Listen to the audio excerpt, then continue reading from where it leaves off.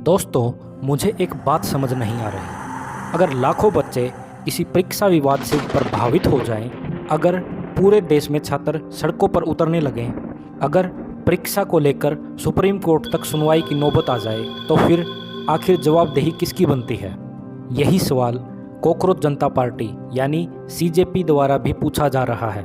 उनका कहना है कि 6 जून का प्रोटेस्ट किसी पार्टी के लिए नहीं है, न ही किसी चुनाव के लिए है।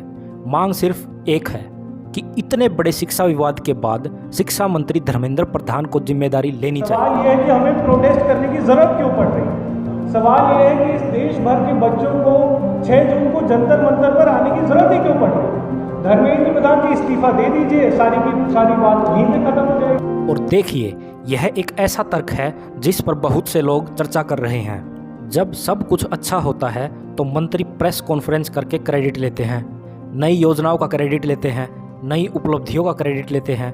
तो फिर जब इतना बड़ा विवाद हो जाए तो जिम्मेदारी कौन लेगा?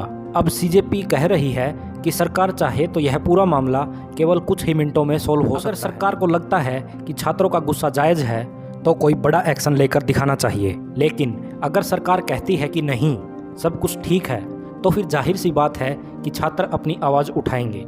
और लोकतंत्र में आवाज़ उठाने का सबसे बड़ा तरीका क्या है? प्रोटेस्ट। मुझे लगता है कि इस समय असली लड़ाई किसी पार्टी की नहीं है, असली लड़ाई भरोसे की है। क्योंकि जब एक छात्र साल भर मेहनत करता है और फिर परीक्षा पर सवाल खड़े हो जाते हैं, तो सिर्फ एक एग्ज़ाम नहीं टूटता, सिस्टम पर भरोसा भी टूटता है। अब देखते हैं सरकार क्या करती है। क्या जवाबदेही स्वीकार की जाएगी या फिर 6 जून को विरोध और बड़ा होने वाला है? इस पर आपकी क्या राय है? कमेंट में ज़रूर बताइए।